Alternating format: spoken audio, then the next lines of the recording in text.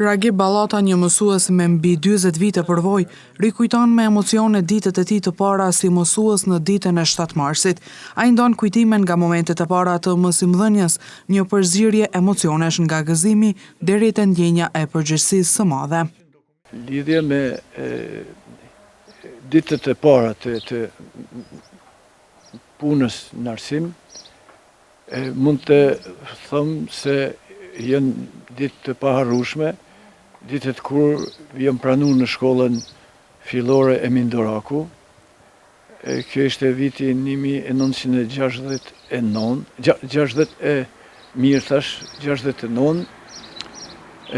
në shtator të atij viti. Ishte një kolektiv kompleks, sepse shkolla e Mindoraku, siç dihet, ka qenë shkolla e vetme në komunë që në konë në të dy gjuhët, mësimi është mbajtur në të dy gjuhët, kështu që ishte një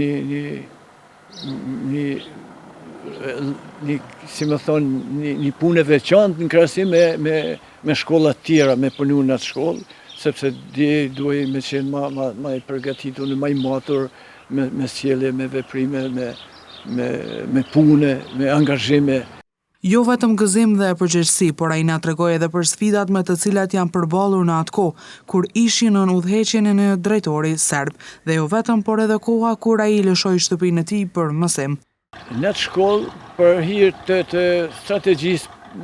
atërshme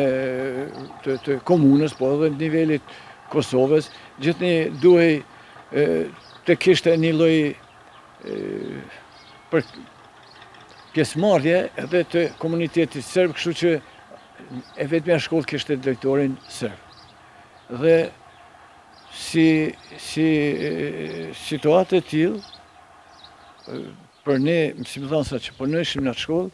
duhej me qenë ma të kujdesshëm, ma të angazhuar, po në mënyrë që mes me jap hapësirë me qenë ne shkas i ndonjë problemi, se në atë kohë natyrisht që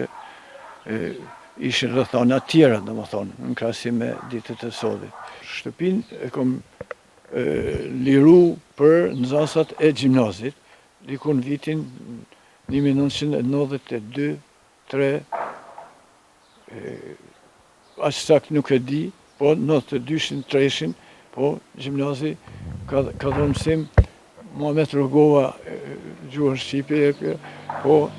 mandej një Farisa Zajmi, kem duket biologji, kanë marrë mësim. Kushtet janë të pavarshme, mundësitë janë të mëdha dhe gjithçka që ju duhet është përkushtimi dhe dëshira për të mësuar, ndaj mos humbni kohë, shfrytëzojeni këtë mundësi që keni, sepse ardhmja është në duart tuaja, u shpreh mes tjerash mësuesi Ballata.